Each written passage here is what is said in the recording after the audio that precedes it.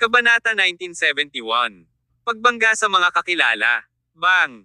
Sumabog ang katawan ni Grand Priest kasabay ng malakas na pagsabog. Napakalaking pagbabago-bago ng enerhiya ay nagkalat sa lahat ng direksyon. Si Cacus ay nanginginig din. Ano ito? Nakalanghap si Tyr ng malamig na hangin nang mapansin niya ang isang napakalaking butas na lumabas sa lugar kung saan mismo sumabog ang Grand Priest. Kung ang pagpapasabog sa sarili ng Grand Priest ay nakaapekto sa kanya, siya ay magdurusa sa isang malubhang suntok. Mapalad si Tyr na nakaiwas sa ganitong sakuna salamat kay Cacus.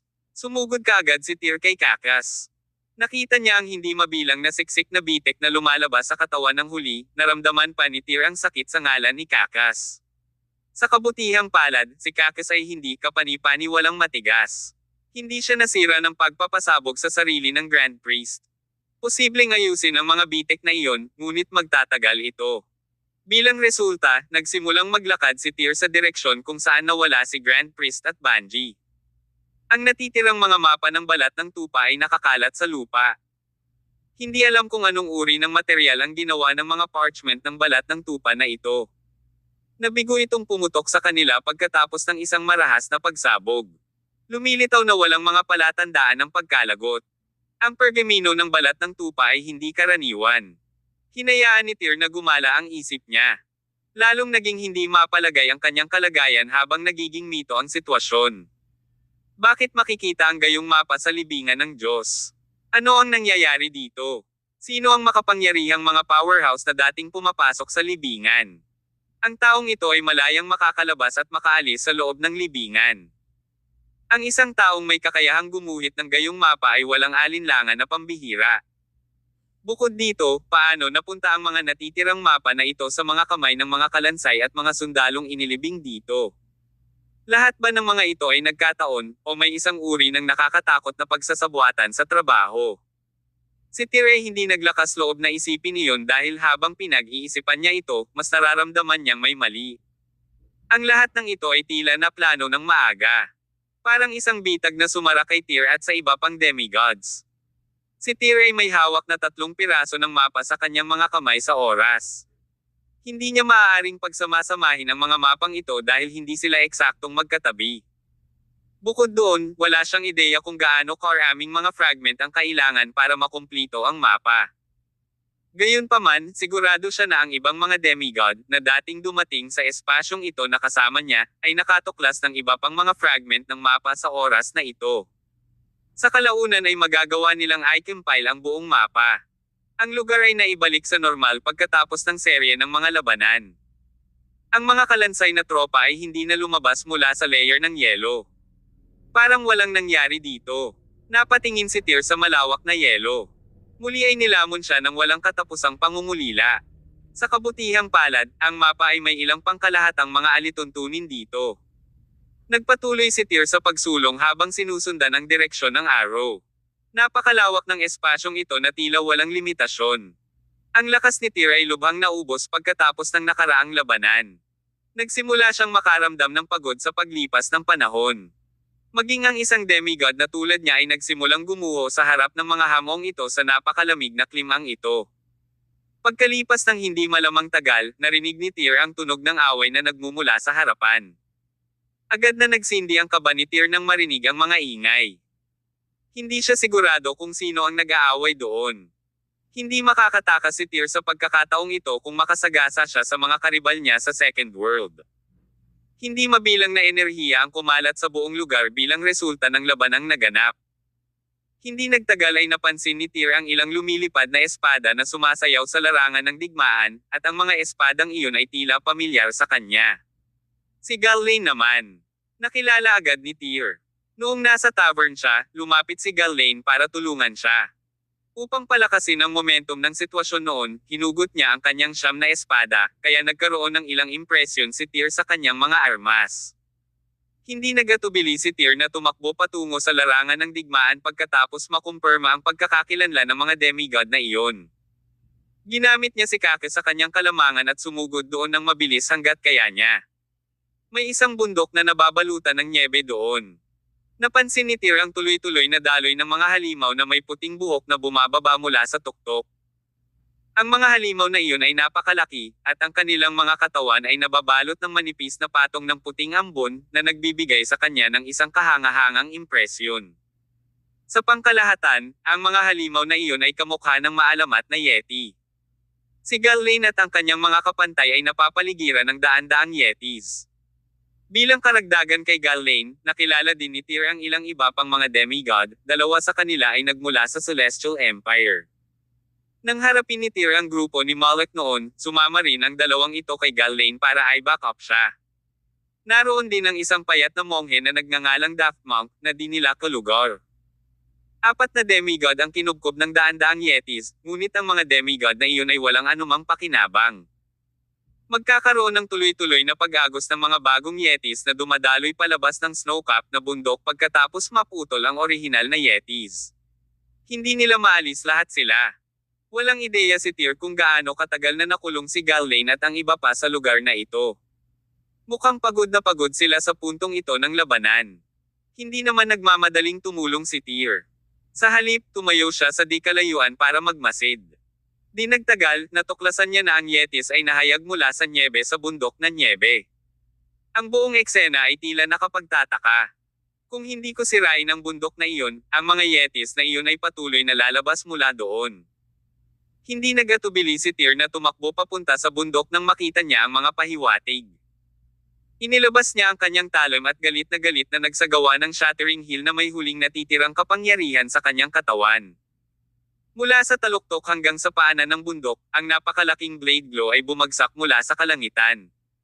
Binasag ni Tyr sa kalahati ang buong bundok na nababalutan ng nyebe. Agad na sinundan ni Tyr ang pagganap ng Grafting Thunder. Ang bundok ay nabasag ng hindi mabilang na talon na kumikinang na sumasabog patungo dito. Ang puting nyebe ay gumulong pababa mula sa tuktok na bumubuo ng isang avalanche. Si Galen at ang iba pang mga demigod, na buong lakas na lumalaban sa mga yetis, ay kailangang umatras ng mabilis. Mabilis ding umatras si Tyr. Parang bumagsak ang langit at nabasag ang lupa sa eksaktong sandaling iyon. Lahat ng paggalaw ay nawala bilang resulta. Bagaman ang mga bundok na nababalutan ng nyebe sa kanilang harapan ay naglaho, ang layer ng yelo sa ilalim ng kanilang mga paa ay lumapot. Sa puntong ito, ang yetis na una nang sumalakay kay Galen at ang kanyang mga kapantay ay naglaho. Salamat, Tyr, sa pagpunta mo sa amin. Bakas pa rin sa mukha ni Galen at ng iba pa ang kislap ng takot. Mamamatay silang lahat dito kung hindi dahil kay Tyr. You're too courteous, Senior Galen. Nakangiting sagot ni Tyr. We were all born in the same country. It's appropriate for us to help each other. Furthermore, all of you had stood up for me in the pub. Kabanata 1972. Isang makitid na pagtakas. Maaari mong ibagsak ang lahat ng mannerisms dito. Tyr, may na-encounter ka bang kakaiba simula nang pumasok ka sa espasyong ito? Tanong ni Galen. Sumagot si Tyr, nakilala ko ang isang grupo ng mga Sarest na sundalo mula sa isang siglo na ang nakalilipas at ilang mga skeleton troops. Nakita ko ito sa kanila. Senior Galen, curious ako kung nakita mo na ang mga ganitong uri ng mapa. Mabilis na inilabas ni Tyr ang mga fragment ng mga mapa. Mayroon din kaming kasama niyan. Ito ang inagaw namin sa mga halimaw sa espasyong ito. Si Galen at Daft Monk ay naglabas ng isang fragment ng mapa bawat isa. Lumilitaw na mayroong isang patay na hindi kilalang mga halimaw na naruroon sa espasyong ito. Ito dapat ang mapa ng God's Tomb. Mahahanap lang natin ang eksaktong lokasyon ng puntod kapag nakuha na natin ang lahat ng mapa. Tama ka, sabi ni Daft Monk. Napakalawak ng espasyong ito kaya mahirap hulaan kung kailan natin makolekta ang lahat ng mapa. May nakita ka na bang iba simula nang pumasok ka sa lugar na ito, Tyr? Nagulat si Tyr saglit. Pagkatapos, nagmamadali siyang umiling at sinabing, wala. Nag-iisa lang ako sa lahat ng oras na ito. Sa paglalakbay, naramdaman ko ang lokasyon ng aking pupe at naglakad ako hanggang dito. Tyr, nasaktan ka ba? Hindi napigilan ni Daft Monk na magtanong pa habang sinusuri ang mga sugat ni Tyr at ang kumakaluskos na bakal na katawan ni Kakas. Naiwan ang mga sugat na ito pagkatapos nating labanan ang mga halimaw, paliwanag ni Tyr. Seryoso, ang bawat isa sa mga halimaw na ito ay mas malakas kaysa sa huli. Nagpasya si Tyr na itago sila sa dilim tungkol sa nangyari kay Bungie. May kaunting pananampalataya siya kay Ghislaine, ngunit hindi siya sigurado tungkol sa Daft Monk. Dahil ang taong ito ay hindi nagmula sa parehong bansa na tulad niya, mahirap sabihin kung siya ay kumikilos ng may mali siya o hindi. Kung malalaman ng iba na brutal niyang pinaslang si Bungie at Barbarian King, o mas masahol pa, kung sa kalaunan ay pumasok sila sa grupo ni Malek, na naging dahilan upang malaman ng huli ang tungkol sa kanilang pagkamatay, maaari itong magdulot ng kapahamakan para kay Tyr. Pinakamabuting ilihim ito. Si Daft Monk ay hindi isang walang alam. Parang may nahulaan siya, ngunit hindi niya sinasadyang ipakita ang kanyang haka-haka, kaya hinayaan niya ang bagay na iyon. May mga halimaw sa lahat ng dako sa malawak na parang yelo na ito. Habang lumalakad kami, mas malakas ang mga halimaw na iyon na lumitaw. Dumaan kami sa mga abseries ng mga labanan, kaya ngayon ay medyo nalulula kami. Lahat sila ay mukhang namumutla. Ang ilan sa kanila ay tila may mga sugat sa kanilang katawan. Kung ang sitwasyon ay nagpatuloy, ang mga demigod na ito ay maaaring hindi na magpatuloy sa isang punto. Hindi lang sila ang naapektuhan. Naubos ang lakas ng katawan ni Tyr matapos niyang durugin ang bundok na natabunan ng nyebe. Pakiramdam niya ay wala siyang magawa dahil wala siyang mahanap na supply sa ice field na ito. Tyr, kainin mo na. Biglang inabot ni Ghislaine kay Tyr ang isang magic pill. Ano ito? Ito ay isang magic pill na pino na may iba't ibang uri ng pinakamagagandang prutas at elixir, sagot ni Ghislaine. Maaari kang makakuha ng kaunting sigla pagkatapos kainin ito. Dati umaasa kami sa mahiwagang tableta na ito para makaahon, ngunit wala na kaming gaanong natitira. Natarante si Tyr. Dapat mong itago ito para sa iyong sarili. Pinagsama-sama tayong lahat dito ng tadhana. Dapat tayong magtulungan para malampasan ang mga hamon. Lahat ay dapat ibahagi. You can have some if you need to drain your strength. We still have some left. Naglabas din si Daft Monk ng itim na tableta mula sa kanyang katawan. Ito ay kahawig ng putik o dumi at mukhang lubhang kasuklam-suklam. Gayunpaman, itinuring niya ang bagay na iyon na parang isang mahalagang bagay. Hinati niya ang magic pill sa 4 na bahagi at binigyan ng bawat isa sa kanila. Ito na ang huling mahiwagang tableta na nakuha ko para sa sarili ko. Baka mamatay tayo dito kung hindi tayo makakahanap ng paraan para mapunan muli ang ating lakas. Oo. Sana pagpalain tayo ng Diyos. Agad na nilamon ng lahat ang magic pill. Hindi na nagaksaya ng oras si Tyr at nilunok na rin niya ang mga table tas niya. Unti-unting bumawi ang pagod na katawan ni Tyr habang umaagos sa buong kanya ang warm current. Lalong gamaan ang pakiramdam niya pagkatapos niyang inumin ang mahiwagang tableta na agad na nag-replenish sa kanyang enerhiya. Hindi nito naibalik si Tyr sa kanyang kagalingan, ngunit ito ay nagpaginhawa sa kanyang pakiramdam.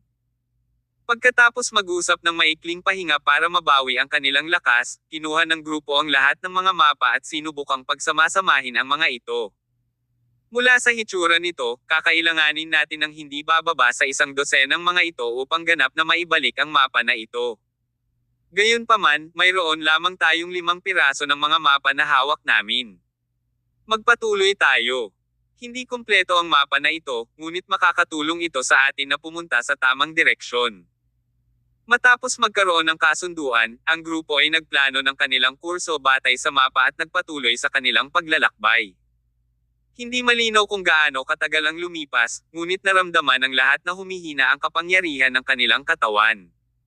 Sa kasamaang palad, wala silang anumang magic na table task sa kanila. Ang lahat ay pagod, ngunit ang yelo na nasa harapan nila ay tila nagpatuloy magpakailanman.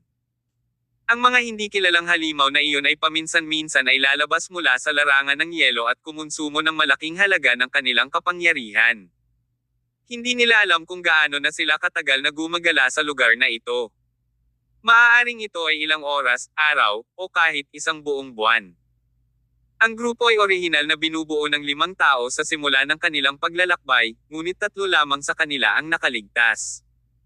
Tanging sina Ghislaine, Daft Monk, at Tyr ang nananatiling buhay, habang ang 2 pang demigod ay namatay nang makasalubong nila ang mga halimaw sa kanilang paglalakbay. Dahil sa napakalaking pagkonsumo ng kapangyarihan, kalaunan ay namatay sila sa kamay ng mga halimaw na iyon. Unti-unting napagtanto ni Tyr at Ghislaine kung bakit binalaan sila ni Jim laban sa paggalugad sa libingan ng Diyos noong una.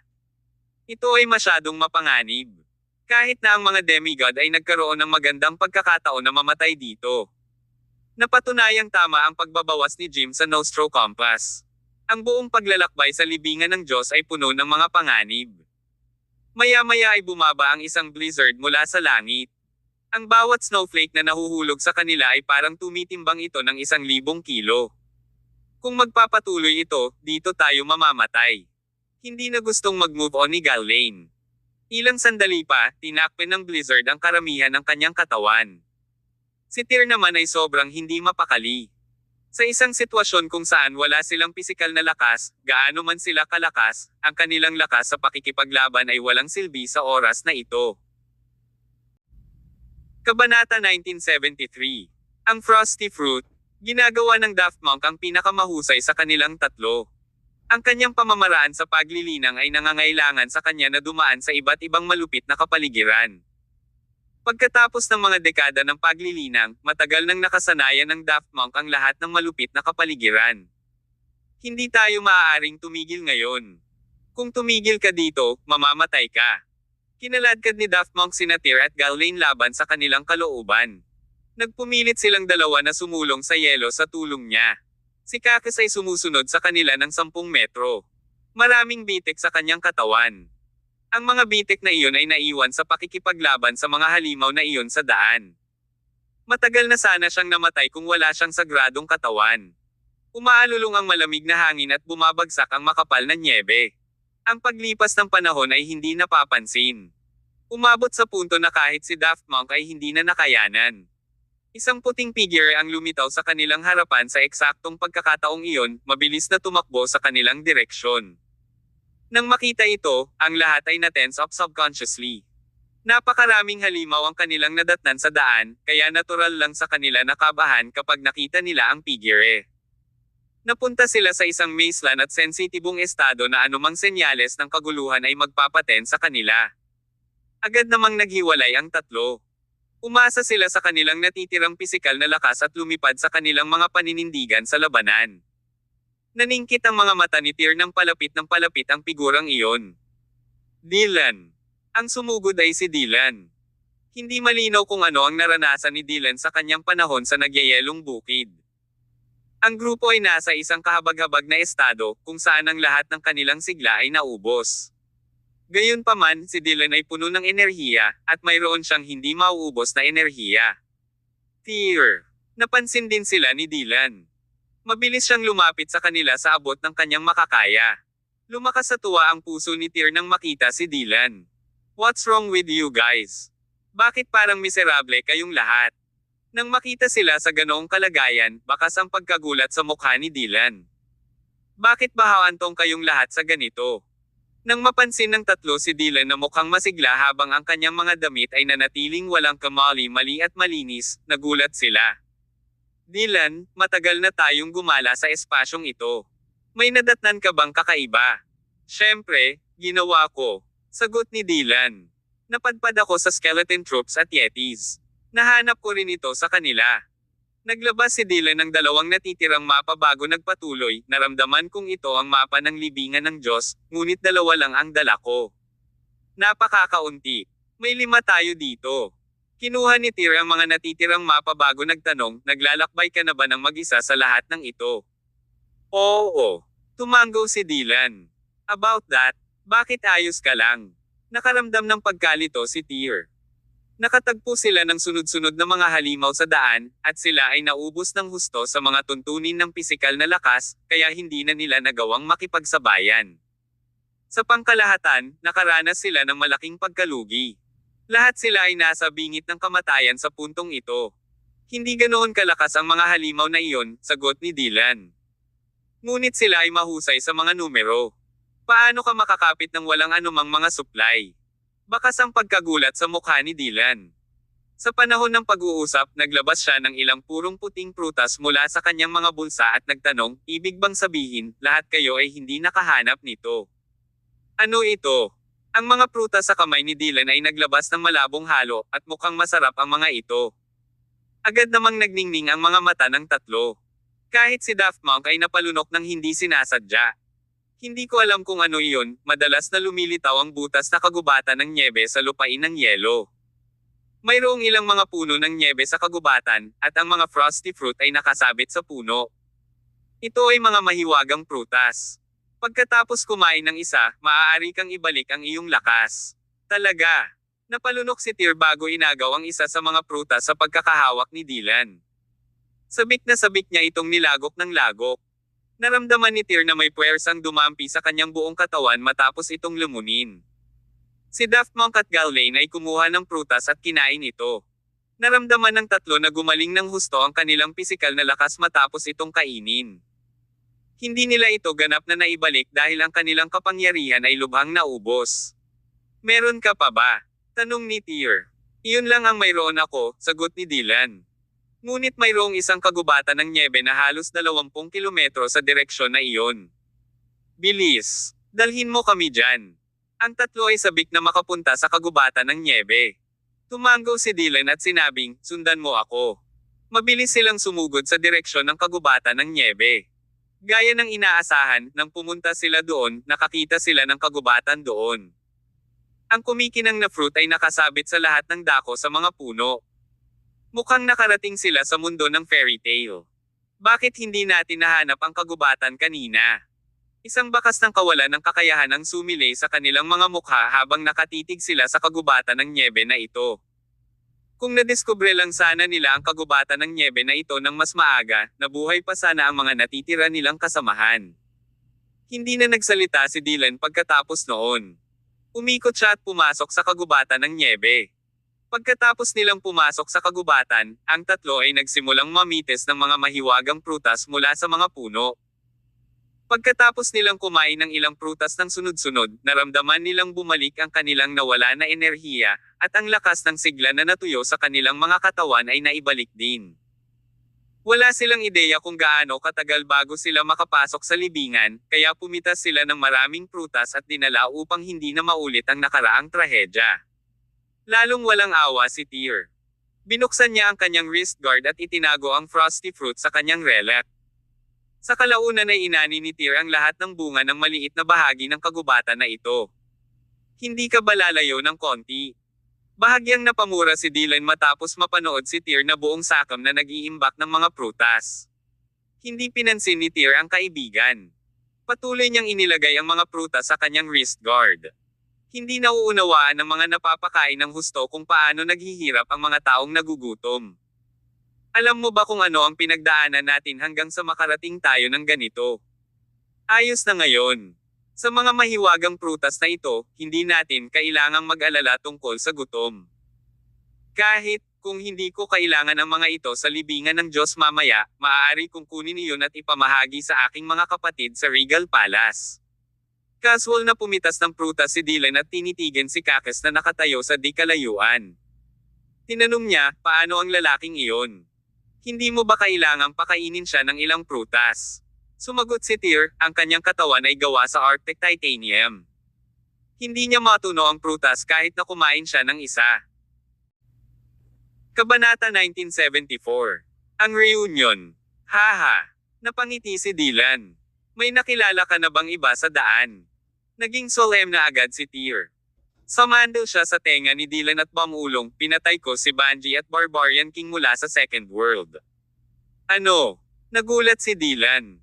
Aside from that, naabutan ko rin si Grand Priest and the Sword Titan, patuloy ni Tyr.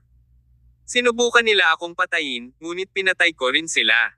You're pretty amazing. I also encountered an unknown demigod from the Second World. Hindi napigilan ni Dylan na purihin ang kaibigan. Wala akong ideya kung bakit siya nagkaroon ng matinding puot sa mga Celestians, ngunit pinatay ko siya ng aking espada sa huli. Haha! Sobrang daming nag-e-explore sa puntod, nakangiting sagot ni Tyr. Wala tayong paraan para malaman kung sino ang may magandang relasyon kung kanino. Hindi mo dapat ibunyag ang alinman sa impormasyong ito. Kung hindi, maaaring magkaroon ng malaking sakuna. Alam ko. Tumango si Dylan at nagpatuloy, sapat na ba ang naani mo sa mga prutas? Sinasabi ng aking intuition na hindi tayo malayo sa puntod ngayon. Marahil ay dapat na tayong magmadali at magpatuloy. Ang libingan na ito ay umakit ng hindi bababa sa 30 demigods. Ako ay nag-aalala na kung magtagal tayo, ang iba ay mauuna sa atin. Chill. Si Tyr ay patuloy na naglalagay ng mga prutas sa kanyang wrist guard. Dahil may mapa ng espasyong ito, kakailanganin natin ang mapa upang mahanap ang eksaktong lokasyon ng libingan. Napakaraming mapa ang dala namin kaya hindi ko akalain na may ibang makakahanap ng libingan sa harap natin. Well, ang sinabi mo ay tiyak na may katuturan. Walang ibang sinabi si Dylan. Nakatayo lang siya habang pinapanood si Tyr na hinahalughog ang mga prutas. Sinundan ni Galain at Daft Monk. Inalis nila ang kanilang mga pangitaas at binalot ang mga prutas sa kanilang mga damit. Ang kanilang nakaraang karanasan ay malamang na naging trauma para sa kanila. Sa makatuwid, ang kanilang mga aksyon ay lubos na nauunawaan. Hindi nakakagulat na ginawa ito ni Galain, ngunit ginawa rin ito ni Daft Monk, na kilala sa kanyang penitensya. Ang kanilang mga aksyon ay naaayon sa kasabihan na sino man ay maaaring baguhin ang kanilang kapaligiran. Nang tanggayan ng grupo ang lahat ng prutas sa kagubatan ng nyebe, biglang lumitaw ang isa pang grupo sa kabilang panig ng kagubatan ng nyebe. May mga mahiwagang prutas dito. Sigaw ng isa. Nakita ni Tyr at ng kanyang mga kaibigan ang maraming tao na sumusugod sa kagubatan ng nyebe na parang mga gutom na lobo. Ang ugali nila ay katulad ng grupo ni Tyr noong simula. Sila ay galit na pumili ng mga frosty fruits mula sa puno at pinalamanan ang mga ito sa kanilang mga bibig, sabik na lobo ang mga ito. Malek. Tempestas. Sabay-sabay nilang nakilala ang mga pagkakakilanlan ng mga taong iyon. Sila ay si Malek at ang kanyang alyansa mula sa ikalawang daigdig. Nang pumasok ang alyansang iyon sa espasyo, may kasama silang 10 miyembro, ngunit pinatay ni Tyr si Bungie at Barbarian King, naiwan silang may 8 miyembro lamang. Bago sila dumating sa kagubatan ng nyebe, ang ilan sa mga miyembro ng alyansa ay namatay, na naiwan sa alyansa na may 5 miyembro lamang. Binubuo pa rin ng 10 tao ang grupong iyon noong panahong iyon. Ang mga taong ito ay dapat na nagkita sa kalagitnaan at muling bumuo ng isang alyansa. Nakarating na rin sila sa wakas dito. Dapat ay mayroon silang mga fragment ng mapa sa kanilang pag-aari, kung hindi, hindi nila mahahanap ang kagubatan. Dahil sa kanilang kaawa-awang hitsura, malamang na nahulog sila sa isang sitwasyon na katulad ni Tyr at ng kanyang grupo. Tiyak na pinahirapan sila ng kakilakilabot ng libingan ng Diyos. Ang mga alyansa ay lumusab sa kagubatan, nilamon ang anumang prutas na makikita nila. Itinapon na nila ang kanilang pride. Ang mga taong ito ay dating nakatayo sa tuktok ng pyramid, ngunit sila ay nasa matinding kahirapan ngayon. Matapos ubusin ang napakaraming frosty fruits, unti-unting bumabawi ang sigla ni Malek at ng kanyang mga miyembro ng alyansa. Sa gitna ng kagubatan ng nyebe, magkasalubong ang magkabilang grupo. Naging magulo ang kapaligiran. Itinuon ni Tyr ang kanyang tingin sa alyansa, at ang mga miyembro ng alyansa ay naglock din ng kanilang mga tingin sa kanila. Ang tensyon na ito, gayunpaman, ay tumagal lamang ng maikling panahon bago tuluyang nawala. Sabay silang lahat na pumasok sa libingan, at walang nakakaalam kung ano ang susunod nilang haharapin. Nakatagpo sila ng maraming panganib sa kanilang paglalakbay, kaya hindi sila nag-aalala tungkol sa maraming bagay noong panahong iyon. Do you guys have the fragments of the maps with you? Sa huli, si Malek ang nagkusa na ibuka ang kanyang bibig. Oo, ginawa namin. Hindi na nag-aksaya ng oras si Tyr na sabihin sa kanya. Hindi sila nagkasundo sa grupo ni Malek, at tiyak na papatayin nila ito kapag nalaman nilang napatay niya si Bungie at Barbarian King. Gayunpaman, dahil ang lahat ay nasa iisang bangka at ang mapa lamang ang kanilang pahiwatig, wala silang pagpipilian kundi magtulungan pansamantala. We need a complete map to locate the whereabouts of the tomb, sabi kaagad ng isang demigod sa tabi ni Malek. Ibigay mo ang mga fragment ng mapa sa iyong kamay. Napakunot ang noo ni Tyr at nang iba nang sabihin ang mga salitang ito. Samantala, galit na pinandilatan ni Galain ang demigod, nakakunot ang noo nitong mukha. Bakit hindi mo iabot ang mga piraso ng mapa sa iyong kamay? Pinarusahan niya. Marami tayong kakampi. Pinaikit ng demigod na iyon ang kanyang mga mata, at ang kanyang mga salita ay puno ng pagbabanta. Kaya, pagnanakawan mo ba kami ng mga fragment? Madilim ang ekspresyon ng mukha ni Tyr. Ang Celestial Blade ay lumitaw sa kanyang mga kamay sa susunod na segundo. Sina Ghislaine, Dylan, at Daft Monk ay pawang armado at handang lumaban.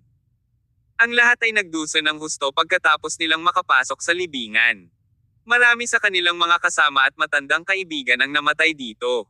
Ang tanging bagay na natagpuan nila sa ngayon ay ang mga fragment ng mapa na ito. Ang buong mapa ay ang tanging palatandaan na humantong sa kanila sa libingan at pinahintulutan silang tapusin ang kanilang misyon. Ang mga fragment na ito ay, sa ilang lawak, mas mahalaga kaysa sa kanilang sariling buhay sa kanilang mga mata. Dahil sa sitwasyon, ang pag-agaw ng mga fragment sa kanila ay katumbas ng pagpatay sa kanila. Kung sa tingin mo ay makukuha mo sa amin ang mga fragment dahil mas maraming tao ang grupo mo, bakit hindi ka puntahan at subukan? Dahil doon, sumili ang walang katapusang intensyon sa pagpatay sa katawan ni Tyr. Mayroong 5 demigod sa kanilang panig, kasama si Kakas.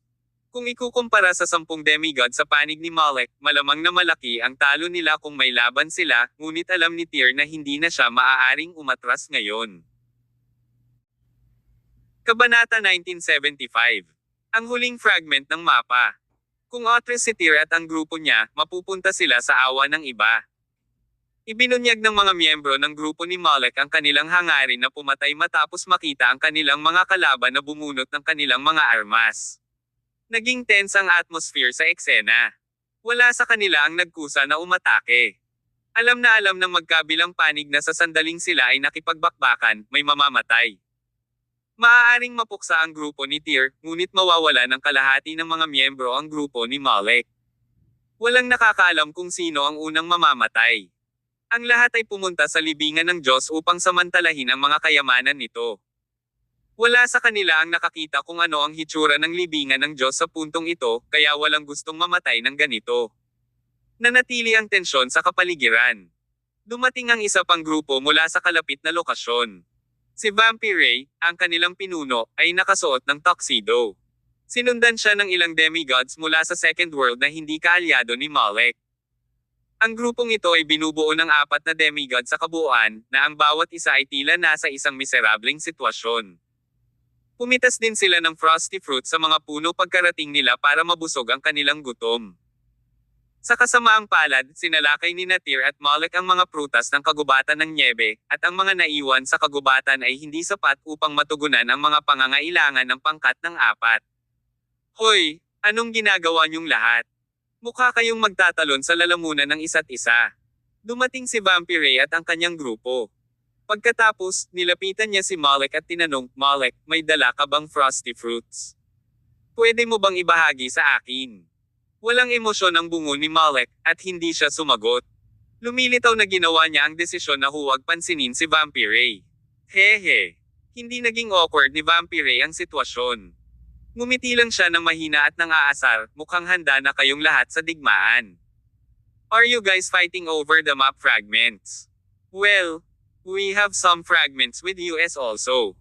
Isang kumpletong mapa lang ang makakahanap ng God's Tomb, mahinang sabi ni Vampire. Hindi naman tayo pumunta ng ganito kalayo para sa labanan, di ba? Dumating tayo para sa mga kayamanan ng libingan, tama ba? Mukhang karapat-dapat ba kayong lahat na mamatay dito ngayon? Habang ginagawa iyon, tinapik ni Vampire ang kanyang kwelyo, magalang na tumingin sa mga tao, at nag-propose, mayroon akong ideya. Iniisip ko kung gusto ninyong lahat na marinig ito. Anong nasa isip mo? Naglabas si Tyr ng ilang frosty fruits mula sa kanyang wrist guard at ibinato iyon kay Vampire at sa kanyang partido. Pinulot ni Vampire at ng kanyang partido ang mga prutas at nilunok ito ng gutom na gutom. Ang pagod ay nagsimulang tumulo sa kanilang mga katawan, na nagpagaan sa kanilang pakiramdam, mahal kong kaibigang Celestian, natatakot ako na kailangan pa natin ng ilan. Bahagyang kumunat ang noo ni Tyr, ngunit hindi siya nagdalawang isip na kumuha ng halos 20 prutas. Pagkatapos, inihagis niya ang mga ito kay Vampire. Hanggang ay ganap na naibalik ang kanilang enerhiya pagkatapos noon. Sinabi ni Vampire, mayroon kaming 5 fragment ng mapa na kasama namin. Ngayong nakarating na tayong lahat sa puntong ito, dapat tayong magtulungan upang makamit ang ating iisang layunin. Walang nakakaalam kung anong mga panganib ang susunod sa atin.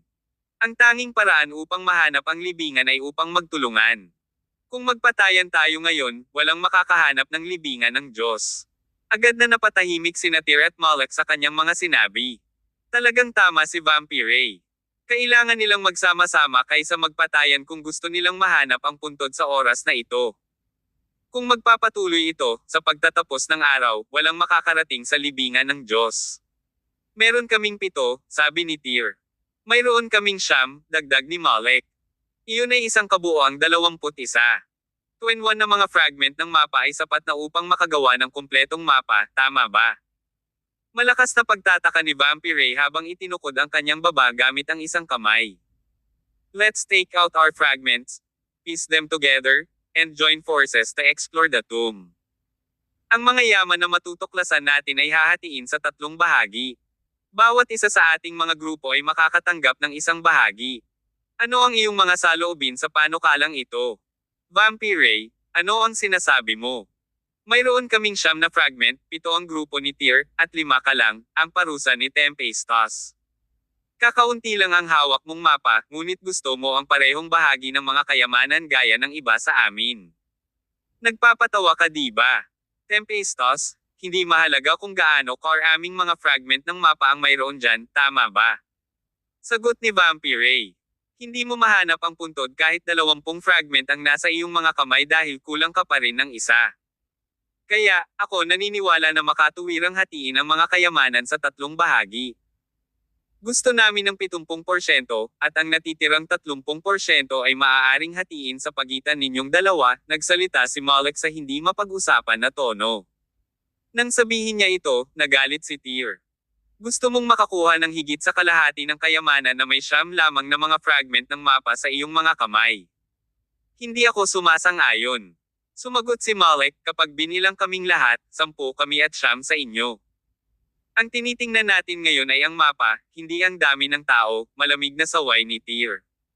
Let's take a step back. Nakukuha mo ang kalahati ng kayamanan, nakukuha ko ang 30%, at nakukuha ni Vampire ang natitirang 20%. Ang diskarte ni Tyr ang pinakamatino, tumahimik ang lahat na para bang pinag-iisipan at tinitimbang ang proposal. Deal. Sa huli ay pumayag si Moloch sa panukala ni Tyr. Hindi naman gaanong natalo si Vampire kung makakakuha siya ng 20% ng hiwa na may pinakamaliit na piraso ng mapa sa kanyang kamay, kaya't sa wakas ay tumanggo siya at sumang-ayon. Isang pinagkasunduan ang naabot sa pagitan ng 3 partido.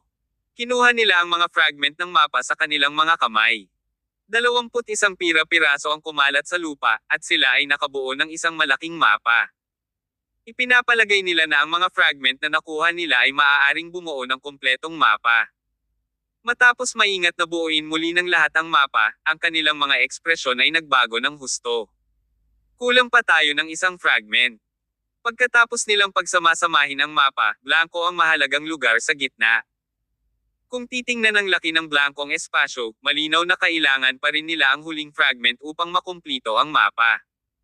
Ang lahat ay tumingin ng isang maliit na malungkot.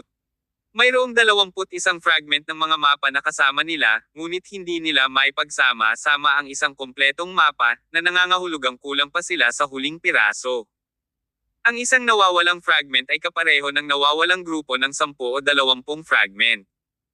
Hanggat kulang sila ng isang fragment, hindi nila makumplito ang mapa, kaya hindi nila mahanap ang libingan. Ano ito, El? Galit na sigaw ng isa sa mga demigod. Napakalawak ng espasyong ito. Saan natin makikita ang huling fragment ng mapa? Dapat ba nating hanapin muli ang buong lugar? Lahat ay nakaramdam ng takot na tumatama sa kanilang mga puso nang maalala nila ang kanilang nakita at ginawa sa daan. Ang mga malagim na eksenang iyon ay mananatili sa kanila sa natitirang bahagi ng kanilang buhay. Hindi alam kung ilan sa 20 demigod na naruroon ang mamamatay kung kailangan nilang magsimulang muli at bumalik sa kanilang pinanggalingan dati. Wala nang ibang opsyon. Hindi natin mahahanap ang tomb maliban na lang kung mahahanap natin ang huling fragment. Dapat nating hanapin ito, gaano man ito kahirap. Kabanata 1976. Ang Vassal Brothers. Ayaw na ni Tyr na magsayang ng oras dito. Sa halip na magreklamo ng galit, mas gugustuhin niyang umalis ngayon upang mahanap ang huling fragment ng mapa sa lalong madaling panahon. Kung gayon, hanapin natin. Casual na ikinaway ni Malek ang kanyang kamay. Lumipad pabalik sa kanya ang siyam na mga piraso ng mapa na pagmamayari ng kanyang grupo. Nais din ni Natir at Vampire na ibalik ang kanilang mga fragment ng mapa ayon sa pagkakabanggit. Gayunpaman, ang mga fragment na iyon ay lumutang sa kalangitan at nilamon ng hindi kilalang puwersa. Pagkatapos, nagsimula silang lumipad palayo. Anong nangyayari? Parehong natigilan si Natir at Malek nang makita nilang lumipad ang mga fragment ng mapa. We have to go. Nabuo ang mga vortex ng vitality energy sa ilalim ng mga paa ng lahat halos agad-agad habang hinahabol nila ang mga pira-pirasong lumipad palayo. Hindi malinaw kung gaano katagal nilang hinahabol ang mga fragment. Sa kalaunan, ang mga fragment ng mapa na iyon ay nakarating sa glacier. Ito ang unang pagkakataon na nakita nila ang glacier mula nang pumasok sila sa larangan ng yelo. Ang glacier ay ilang dosenang metro ang lapad. Ang malinaw na tubig ng ilog ang bumubuo sa karamihan ng glacier na may ilang iceberg na lumutang sa ibabaw.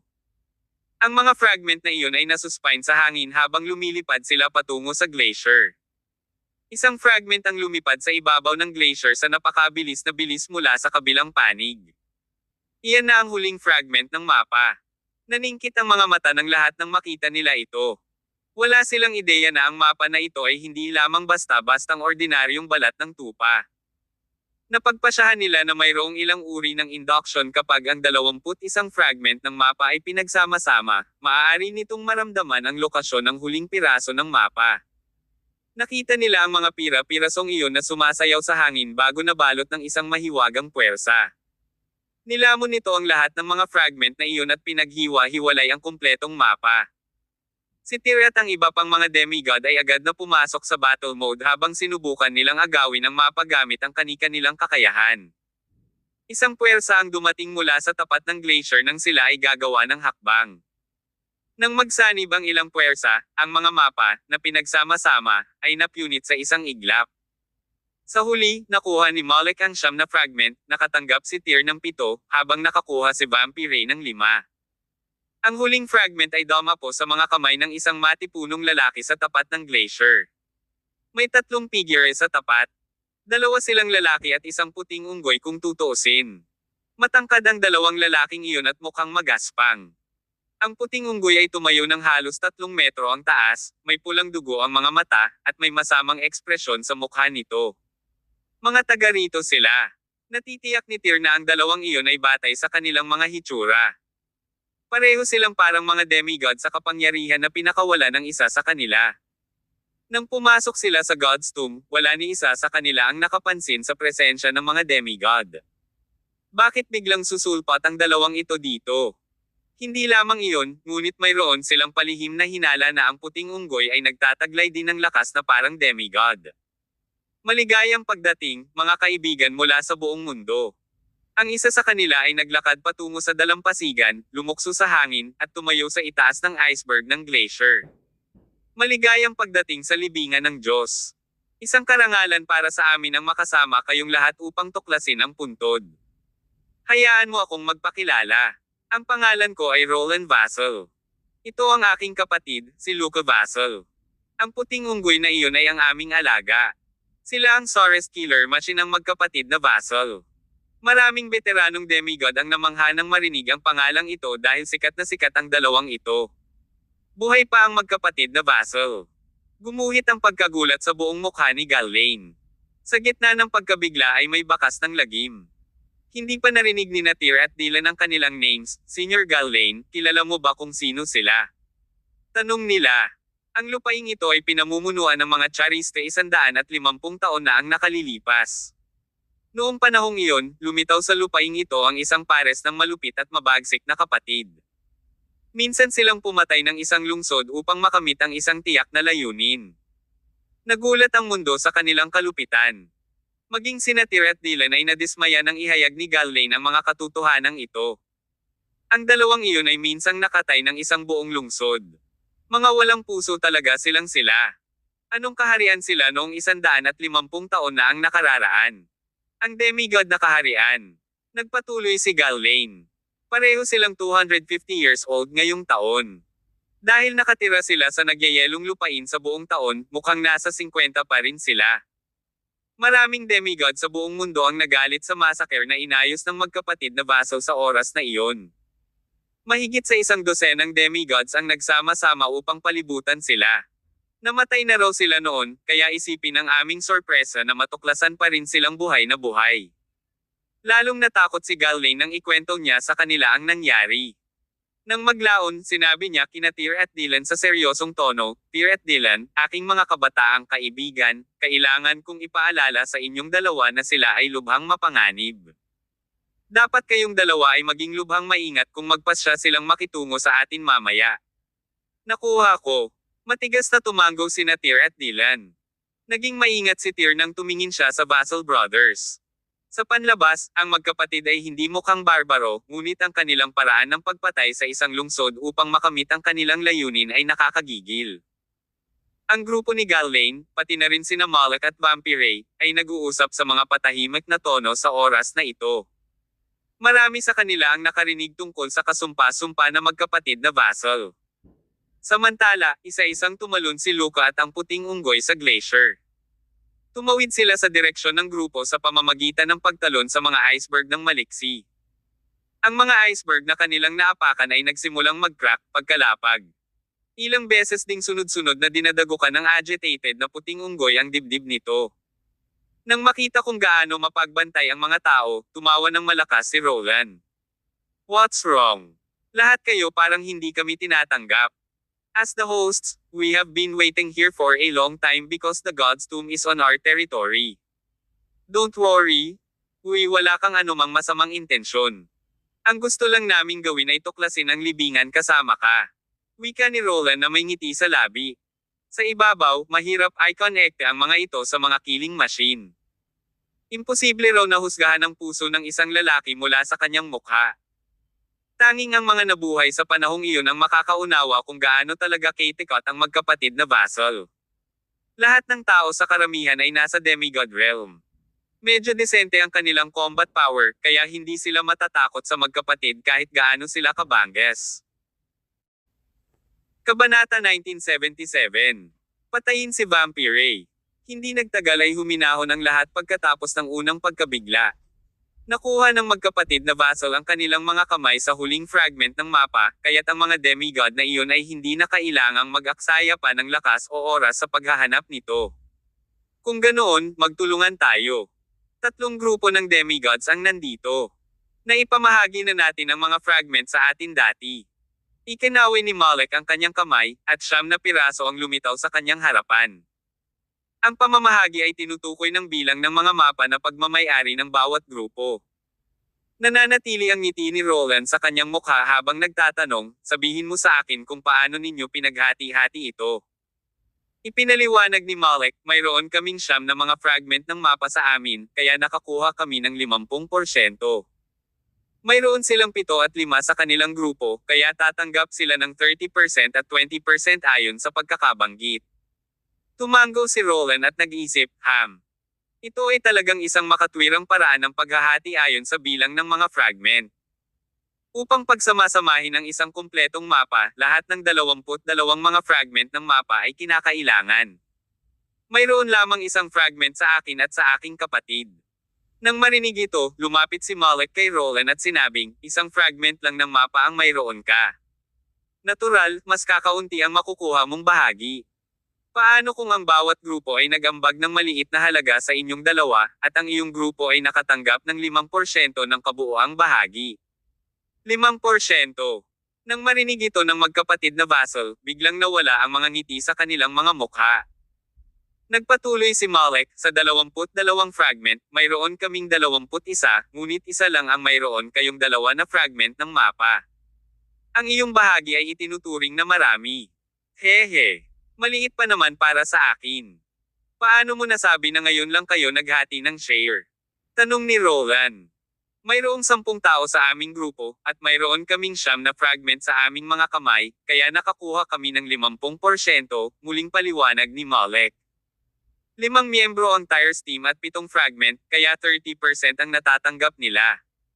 4 na tao ang grupo ni Vampire, at may kasama silang 5 fragment, kaya 20% ang natatanggap nila. Kaya, pagkatapos ng muling pamamahagi, bawat isa sa inyo ay magbibigay ng isang maliit na bahagi ng iyong bahagi at makakakuha tayo ng 5% ng kabuuan. Tama. Tumango si Malek, tutal, isa lang naman ang mapa mo. Nakuha ko na ngayon. Ngumiti si Roland at tumango. Maaaring siya ay nakangiti, ngunit sa pagkakataong ito ay isang partikular na katakot-takot. Hindi lang siya ang nakangiti ng ganyan. Maging si Luca ay ganoon din ang ginagawa. Ang puting unggoy ay mukhang mas nakakatakot din kaysa karaniwan. Ang sumunod na nalaman ng lahat, nagsimulang manginig ang lupa. Ang unang umatake ay ang puting unggoy, na nakatayo sa tabi ng magkapatid na vassal. Ang halimaw na iyon ay sumugod sa isang demigod sa grupo ni Vampire sa isang kisap mata. Ang kamao ng puting unggoy ay bumasag sa dibdib ng demigod na iyon ng malakas na bam. Isang malaking bitik ang lumitaw sa ilalim ng paa ni demigod na halos agad-agad. Ang suntok ng halimaw na dumapo sa kanyang katawan ay naging sanhi ng panginginig ng kanyang buong katawan at gumawa ng kaluskos na ingay. Ang puting unggoy ay nasugatan ng husto ang demigod bago niya napagtanto kung ano ang nangyayari. Nagmamadali na ang magkapatid na vassal nang sa wakas ay natauhan na siya. Ang iba pang dalawang demigod sa tabi ni Vampire ay malubhang nasugatan. Ano ang sinusubukan ninyong dalawa? Nagpanik si Vampire, ang kanyang mga mata ay agad na namumula. Tila nagising si Tyr at Malek sa isang bagay, habang ang iba pang mga demigod ay nakamasid sa gilid dahil sa gulat. Hindi sumagot ang magkapatid kay Vampire. Sa halip, nagpakawala sila ng mga nakamamatay na suntok sa lahat ng tatlong kasama ni Vampire sa mabangis na paraan. Napatay ng magkapatid ang lahat ng tatlong demigod sa loob ng ilang segundo salamat sa biglaang pag-atake at ang katotohanan na ang mga demigod na iyon ay may medyo malawak na agwat ng lakas sa pagitan nila at ng magkapatid. Ito ay isang tunggalian sa pagitan ng mga demigod, ngunit ang nanalo ay natukoy halos kaagad. Ang mga magkapatid na vassal, kasama ang puting unggoy, ay pinalibutan si Vampire sa isang tatsulok na anyo at pinatay ang kanyang mga kasama. Mga malupit kayo. Galit na galit si Vampire. Sa isang iglap, sumabog ang kanyang momentum. Ang kanyang mga mata ay namumula ng dugo, na nagpapakita ng kanyang matutulis na pangil. Nagpakita pa ang kanyang sigla sa isang pares ng napakalaking itim na pakpak sa kanyang likod.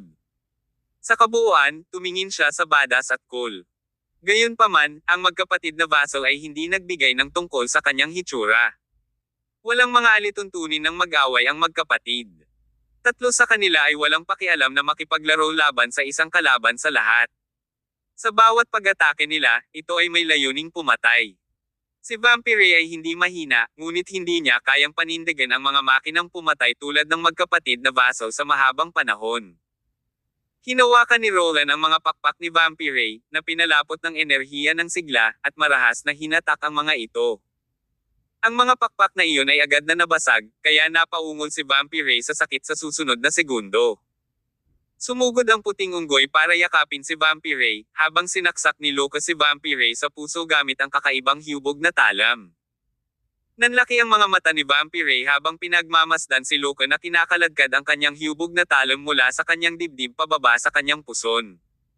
Ang dugo ay tumalsik sa buong lupa bilang isang resulta. Nang bunutin ni Luca ang talam mula kay Vampire, bumagsak sa lupa ang kanyang nakayuko na katawan. Napakatahimik ng paligid noong mga oras na iyon. Ang grupo ni Malek, pati na rin sina Tyr at Dylan, ay hindi maiwasang mapatingin sa isa't isa. Sa kaibuturan nila, nagulat sila sa nangyari. Ayon sa alamat, ang magkapatid na vassal ay marahas at malupit gaya ng kanilang inaangkin. Hindi na nila kailangang isipin kung kailan sila papatay ng tao. Papatayin nila ang mga tao sa tuwing gusto nila ito. Kasabay nito, napagtanto ng lahat ang tunay na lakas ng magkapatid na ito pagkatapos ng kanilang mabilis na labanan. Si Vampire at ang kanyang mga kasamahan ay brutal na pinaslang ng mga taong ito sa loob ng ilang minuto, at wala silang kapangyarihang lumaban. Maaaring nalampasan ng lakas ng magkapatid ang lahat ng naroroon.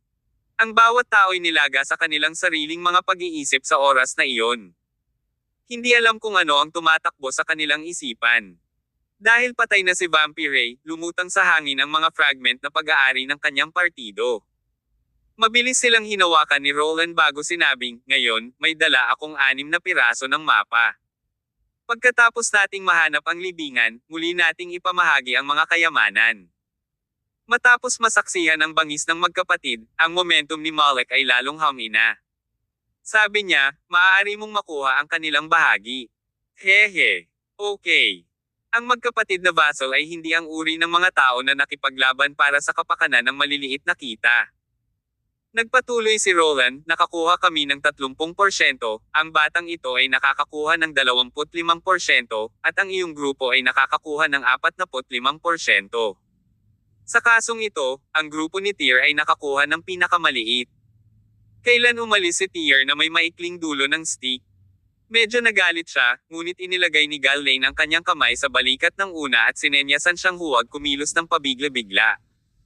Sa huli, nilabanan ni Tyr ang kawalang kasiyahan sa kanyang puso at hindi hinarap ang magkapatid na Vassal. Kaya, lahat ng 22 fragment ng mapa ay kinuha at pinagsama-sama. Ang isang kumpletong mapa ay sa wakas ay pinagsama-sama. Lahat ay tumingin sa mapa ng may pag-asa. Nagawa natin. Tuwang-tuwa ang lahat habang nakatingin sa rutang ipinapakita sa mapa. Pagkatapos nilang markahan ang ruta, tumingin sila sa direksyon ng kanluran. Kabanata 1978. Ang Numan Casket. Ang puntod ay nasa direksyon na iyon. Ito ay may kabuoang 300 kilometro ang layo mula dito. Terra na. Sinundan ng lahat ang gabay ng mapa at nagmadaling pumunta sa kanluran. Para sa mga ordinaryong tao, ang 300 kilometro ay isang malaking distansya, ngunit para sa mga demigod na ito na maaaring tumakbo sa bilis ng kidlat, ito ay hindi ganoon kalayo. Nakatagpo sila ng maraming halimaw sa snowfield sa kanilang paglalakbay. Sa napakaraming demigods na naroroon, ang mga halimaw na iyon ay hindi nagdulot ng malaking banta sa kanila. Dumating sila sa lokasyon kung saan ang libingan ay minarkahan sa mapa makalipas ang 12 oras. Diyan, isang matayog at nababalutan ng nyebe na bundok ang nakatayo sa harapan nila. Ang mga demigod na iyon ay nakatayo sa paanan ng bundok, nakatingin sa napakalaking bundok sa harapan nila. Para silang maliliit at hamak na nilalang sa harap ng malabahimit na bundok na iyon. Ang grupo ay ganap na huminto. Hindi sila nagmamadaling umakyat sa bundok dahil mas gusto nilang pagmasdan ito mula sa malayo. Pagkatapos ng tila walang hanggan, lahat ay tila handa na. Naglabas din si Tyr ng ilang frosty fruits para tulungan ang lahat na bumalik sa kanilang peak. Kasunod nito, pumasok sila sa bundok at nagsimulang umakyat patungo sa tuktok. Walang iba kundi makapal na puting nyebe sa bundok na nababalutan ng nyebe. Tila mayroong isang uri ng mahiwagang hadlang dito. Sa kanilang pag-akyat sa bundok, napagtanto nilang hindi maganda ang kanilang kalagayan gaya ng nakikita sa labas. Ang kanilang pag-akyat ay masasabing mahirap pa nga. Inabot sila ng kalahating araw para umakyat sa tuktok ng bundok. May maliit na burol sa harapan nila. Ang maliit na burol na iyon ay halos 100 metro ang taas. Ang ibabaw nito ay natatakpan ng mga tambak ng nyebe, at ito ay may bahid ng pulang dugo na tila isang bunganga na malapit ng sumabog. Kasabay nito, tila may sariwang dugo na umaagos mula sa tuktok patungo sa paligid. Ayan na. It's the God's Tomb. Itinuro ni Malek ang burol at nag-isip na sinabi. Pagdating ng grupo sa kinaroroonan ng puntod, walang nang-ahas na makipagsapalaran sa isang hakbang pasulong. Walang nang-ahas na lapitan ito ng walang ingat dahil ito ang maalamat na lokasyon kung saan inilibing ang sinaunang Diyos. Tahimik na nagmumuni-muni ang lahat, iniisip kung paano makapasok sa libingan, nang makarinig sila ng isang malakas na dagindong na nagmumula sa tuktok ng burol. Anong nangyayari? Ang bundok ay nagsimulang yumanig ng marahas ng bigla. Isang napakalaking pagsabog ang sumabog sa burol, na sinundan ng isang pagsabog kung saan lumabas ang kulay dugong likido mula sa burol. Ang eksena ay kapareho ng pagputok ng bulkan. Sa wakas, isang napakalaking likidong parang dugo ang bumaril sa kalangitan, na bumubuo ng isang pulang dugong ulap ng kabute sa kalangitan. Nang mawala ang kababalaghan, napansin nila ang isang napakalaking kristal na kabaong na nakasabit sa kalangitan sa tuktok ng bundok. Hindi mabilang na ulap ng dugo ang bumalot sa kabaong. Isang sinaunang puting aura ang lumabas sa kabaong. Ang mga ulap ng dugo ay unti-unting nilalamon ng puting aura. Ang lahat ng pulang aura ay naglaho pagkaraan ng ilang sandali na parang dinalisay ng kabaong ang lahat ng ulap sa lugar. Ang kristal na kabaong ay marilag, sinauna, at sira na. Nakatitig ang lahat sa kabaong na para bang naglakbay sila pabalik sa panahon kung saan matatagpuan ang mga Diyos saan man sa planeta. Iyan ay dapat na ang Newman Casket. Tuwang-tuwa ang lahat. Sa paglipas ng napakahabang panahon sa tinalikuran na lugar na ito, sa wakas ay natagpuan nila ang kanilang hinahanap. The gods sleep for all eternity in their own Newman caskets. Ang pamana ay dapat ding pangalagaan sa casket na iyon. Ang magkapatid na vassal ay natarante rin sa pag-asa. Mabilis silang lumipad sa direksyon ng kabaong na may mga vortex ng enerhiyang sigla na pinalapot sa ilalim ng kanilang mga paa. Hindi payag na maiwan, si Malek at ang kanyang grupo ay nagsuspine rin sa langit at lumipad patungo sa kabaong. Napag-usapan na nila kung paano hahatiin ang mga kayamanan sa libingan sa tatlong grupo bago sila dumating. Dahil sa reaksyon ng grupong Malek at ng magkapatid na vassal, tila nakalimutan na nila ang kanilang naunang kasunduan. Nang lumitaw ang Newman Casket, lahat sila ay nais na sila ang unang makarating sa kabaong at agawin ang mga kayamanang nakatago sa loob. Tyr, dapat pumunta din tayo. Hinugot ni Gawain ang kanyang mga espada at itinapat sa hangin sa itaas ng kanyang ulo. Samantala, pinagdikit ni Daft Monk ang kanyang mga kamay at bumuo ng isang mahiwagang selyo sa isang iglap bago lumipad patungo sa kabaong. Hindi na nagdalawang isip sina Tyr at Dylan. Habang lumilipad sila, daladala nila ang Celestial Blade at ang Sword of Grace sa kanilang mga kamay. Sabay na napatigil ang dalawa na para bang may naramdaman silang dalawa.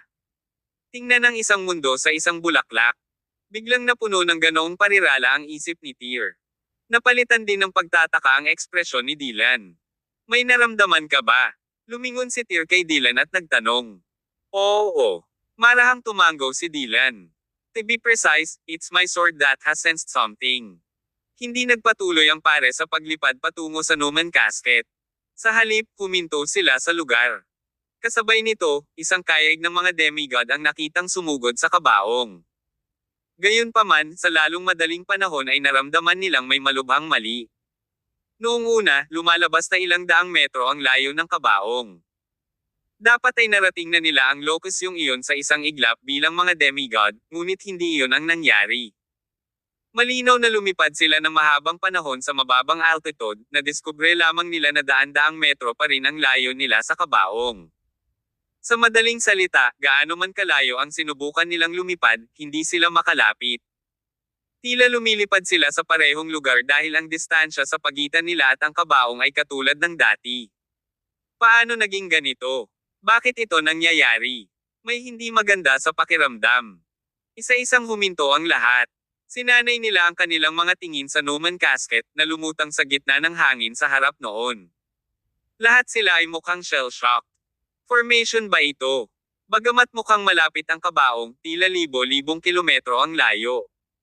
Ibinaba ang bungo ni Malek na parang may iniisip. Pagkatapos ay ipinatong niya ang palad sa direksyon ng kabaong. Walang tugon pagkatapos na pinakawalan ng napakalaking puwersa. Walang nangyari. Dapat ito ay isang pormasayon. Lahat, magtulungan tayo upang sirain ang pormasayon na ito. Agad, ang lahat ng demigods ay nagpakilos ng kanilang lakas upang bombahin ang Newman Casket. Ang kapangyarihang nakalap mula sa isang dosenang demigod ay maaaring ilarawan bilang isang pag-atake na kayang sirain ang buong mundo. Marahas na yumanig ang kawalan, at hindi mabilang na mga bitek ang lumitaw sa ibabaw ng kawalan. Nakalulungkot, sa kabila ng kanilang napakalaking puwersa, hindi nila nagawang sirain ang pormasayon. Nang patuloy silang lumapit sa kabaong, tila ilang daang metro ang layo nito sa lahat ng oras. Hindi gumagana. Mukhang hindi na tayo makakalapit sa bagay na iyon. Kabanata 1979. Ang libingan ng Diyos. Maraming demigod ang kalaunan ay naubusan ng pasensya. Ang panatisismo na bumabalot sa kanilang isipan ay tila biglang naglaho. Matapos mapagtagumpayan ang maraming mga hadlang, sa wakas ay dumating sila dito at natuklasan ang libingan ng Diyos. Gayunpaman, sila ay nakulong sa huling gawain, kung kaya't ang lahat ay nakaramdam ng hindi kapani-paniwalang pagkabalisa at pagkabalisa sa kaibuturan. Nanatili sina Tyr at Dylan sa kinaroroonan nila. Tiningnan nila ang grupo ng mga tao na nagsisikap na sumulong, ngunit hindi magawa. Ang mga sandata ng astre sa mga kamay ni Tyr at Dylan ay tila nakadama ng mas malinaw na induction. Magulong paghuhukom. Earth Sword. Halos magkasabay na sigaw ni Natir at Dylan. Pareho silang agad na nagsagawa ng pinakamalakas na galaw sa 7-blade form at 3-sword scripts. Nagpasabog silang dalawa ng napakalaking bagyo. Ang mga bagyo ay nagsanib sa isa at lumipad sa hangin. Lahat ay nakatingin sa dalawa. Naguguluhan sila kung ano ang nangyari noong una. Ano ang sinusubukan nilang gawin? Wala akong ideya. Hindi na inatake ng mga demigod na iyon ang Numen Casket. Sa halip, tumingin sila ng mabuti sa direksyon ni Natir at Dylan. Walang bakas ng duo sa kawalan. Gayunpaman, ang napakalaking bagyo ay patuloy na papalapit sa kabaong. Sinubukan ng iba sa mga demigod ang lahat ng kanilang makakaya, ngunit hindi sila makalapit sa kabaong. Gayunpaman, ang bagyong nilikha ni Natir at Dylan ay palapit ng palapit sa kabaong. Maya-maya, nasa itaas na ito ng kabaong. Paano nila nalampasan ang mahiwagang hadlang na iyon? Lahat ay nabigla. Hinabol nila si Tyr at Dylan at tinunton ang kanilang direksyon. Binalak nilang sundan ang dalawa at makalapit sa kabaong. Ito ay katulad ng dati. Nagawang lapitan ng dalawa ang kabaong, ngunit hindi magawa ng iba. Kahit anong pilit nila, nanatiling malayo sa kanila ang kabaong. Ang mundong ito ay binubuo ng mga pormasayon at mahiwagang hadlang, ngunit hindi ito gumana kina Tyr at Dylan. Sa tiyak na sandaling ito, ang dalawa ay nakarating sa tuktok ng kabaong. Inatake nila ang kabaong, at automatikong bumukas ang takip ng kabaong. Isang sinaunang aura ang biglang bumulwak mula sa kabaong. Bumalot sa kanilang dalawa ang aura na ito. Pareho silang sinipsip sa kabaong ng sumunod na segundo na alam nila. Ang takip ng kabaong ay isinara ng malakas. Si Tyr at Dylan ay nawala sa harap ng mga mata ng karamihan. Ang mga demigod na iyon ay bumalik sa lupa pagkatapos na tumahimik ang mga bagay. Itinuon nila ang kanilang mga tingin sa kabaong na nakasabit sa himpapawid. Lahat sila ay halatang naguguluhan. Nakapasok ba sina Tyr at Dylan sa Numen Casket? Parang ganun na nga. Bakit hindi tayo makapasok? Tanong ng isang demigod. Ang espasyo sa loob ng casket ay dapat maliit. Imposibleng magkasya ang dalawang matanda. Kung tama ang aking tansya, ang kabaong na iyon ay pasukan. Ito ang tunay na pasukan sa libingan ng Diyos. Nakabawi ang lahat. Naikuyom ni Roland ang kanyang mga kamao, ang pag-aatubili ay nakasulat sa kanyang mukha. Sabi niya, hindi pa rin tayo makakapasok sa entrance na iyon. Dapat marami pang natitira sa libingan, ngunit matagumpay na nakapasok ang dalawang lalaking iyon. Hindi ba't ibig sabihin nito ay itatago na nila ang buong treasure stash? Huwag kang mag-alala. Dahil pumasok sila sa kabaong na iyon, tiyak na lalabas din sila sa kabaong na iyon, katwiran ni Malek. All we have to do is wait for them to come out and demand them to hand over the treasures. Tama. Kailangan na lang natin maghintay dito. Nakahinga ng maluwag ang mga demigod na iyon.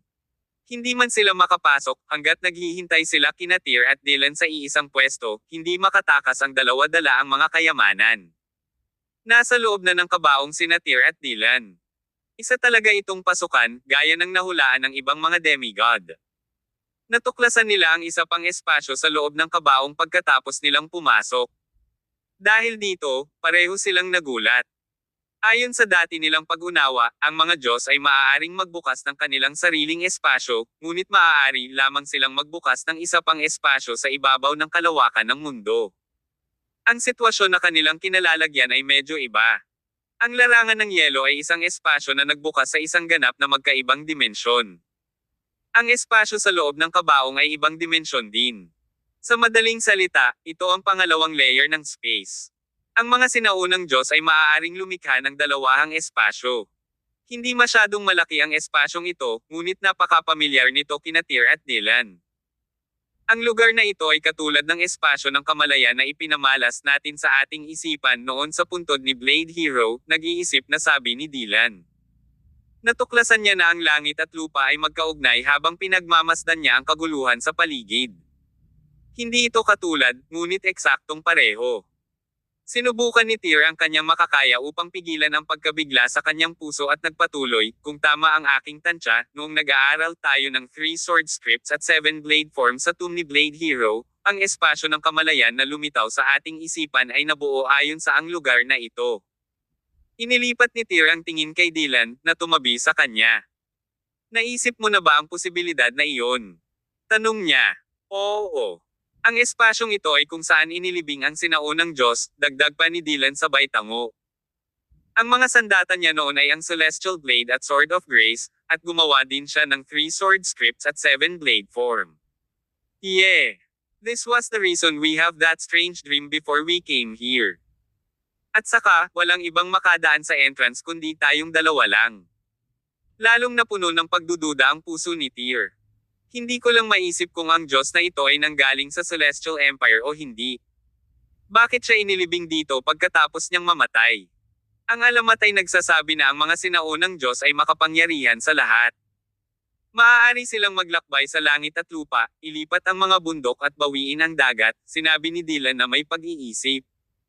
Mahirap para sa isang solong bansa upang maglaman ng gayong makapangyarihang mga powerhouse sa kanilang antas.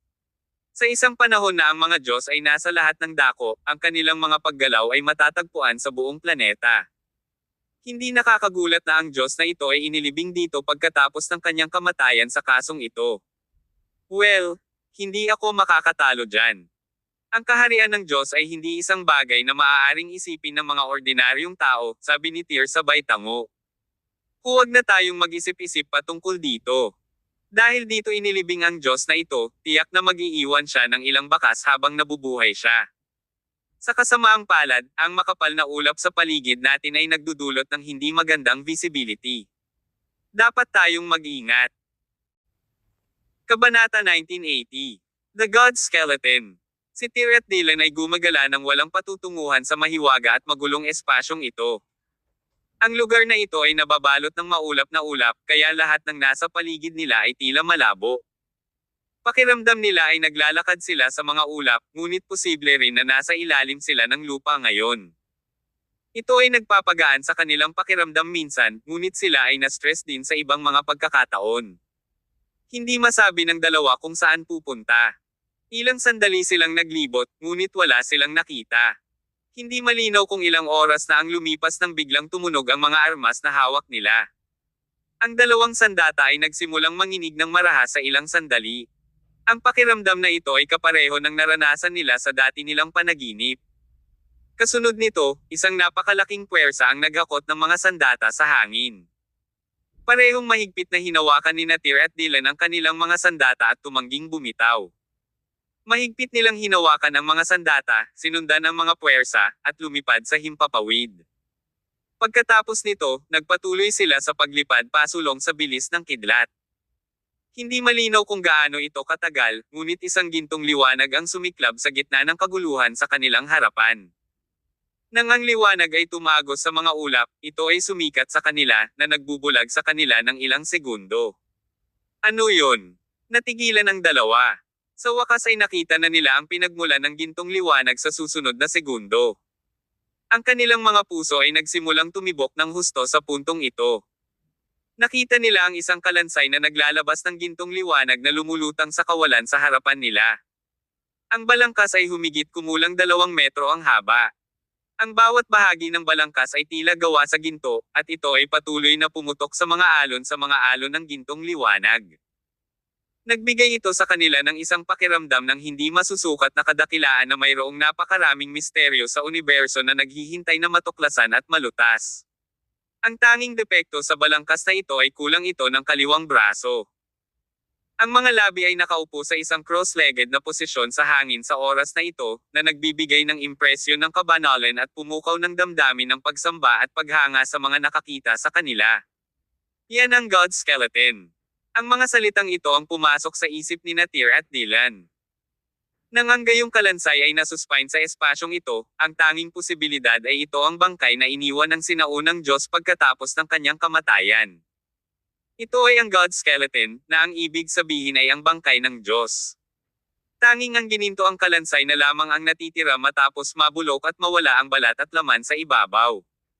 Naisip lang ni Tyr at Dylan na kakaiba para sa bangkay na mawala ng braso.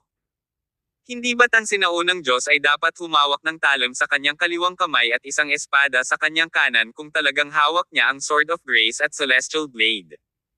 Paano ang sinaunang Diyos na ito, na walang braso, ay sumayaw gamit ang 2 sandata ng sabay? Isang milenyo na ang lumipas, ngunit ang God Skeleton ay patuloy na nagpapalabas ng malakas na aura. Ang mga espada sa mga kamay ni Natir at Dylan ay nagsimulang mag-buzz ng mas malakas. Tila naakit sila sa bangkay dahil mabilis silang lumipad patungo sa kanila sa napakabilis na bilis.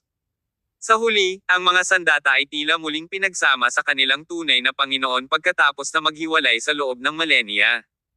Parehong nagsimulang lumipad at umikot ng mabilis sa paligid ng mga labi. Ang gintong liwanag sa God Skeleton ay unti-unting hinihigop ng sandata. Pabilis ng pabilis ang pagsayaw ng mga armas sa huli.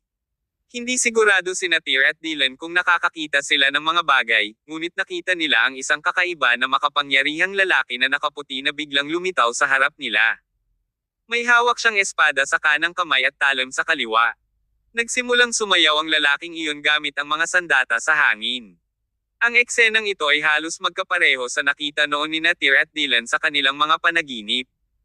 Ako ang lumikha ng 7-blade form at 3-sword scripts. Ang mga galaw ay lalakas sa harap ng mas makapangyarihang kalaban. Ang mga diskarteng ito ay umabot sa kanilang tuktok, ang mga espada ay maaaring pumatay sa mga Diyos at ang talon ay maaaring lipulin ang mga immortal.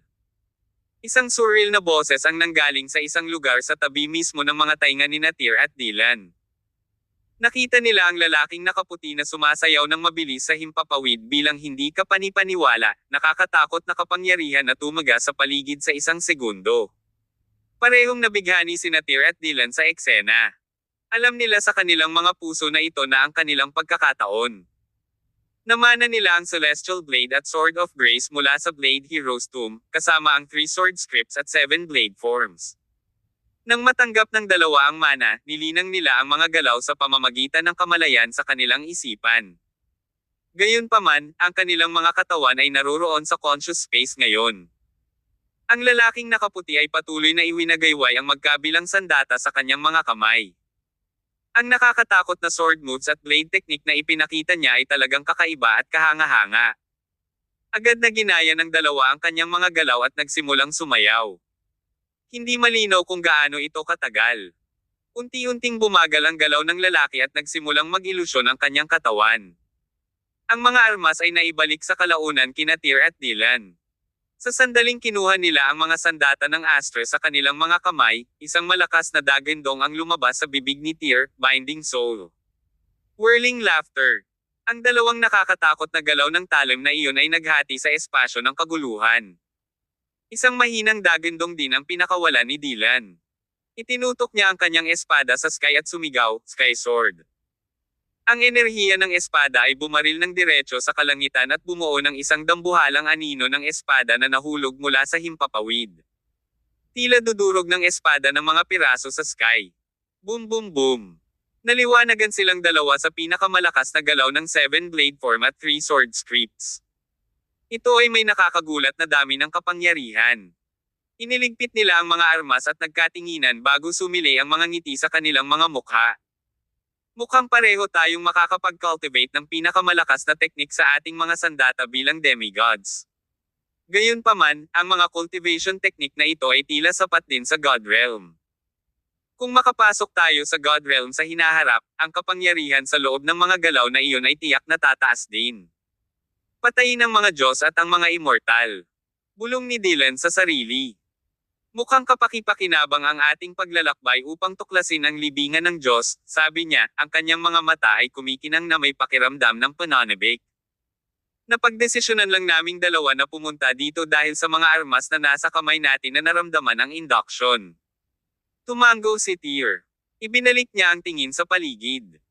Gayunpaman, bakit hindi natin makita ang alinman sa mga kayamanan ng sinaunang Diyos sa espasyong ito? Clueless din ako gaya mo. Umiling si Dylan. Baka sa mukha niya ang bakas ng pag-aalinlangan. Matapos mawala ang figure ng lalaking nakaputing damit, tanging ang gininto ang God Skeleton na lang ang naiwan na lumulutang sa kawalan. Inilagay ni Tyr ang bangkay na iyon sa kanyang wrist guard ng walang pag-aalinlangan.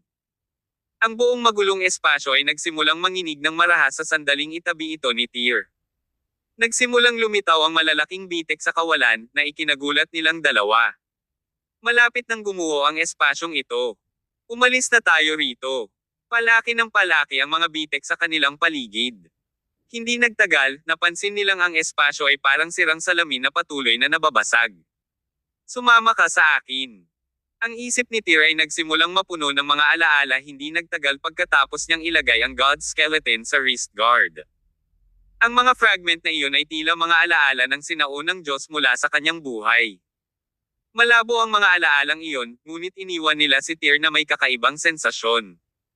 Hindi masabi ni Tyr kung saan nanggaling ang kakaibang pakiramdam.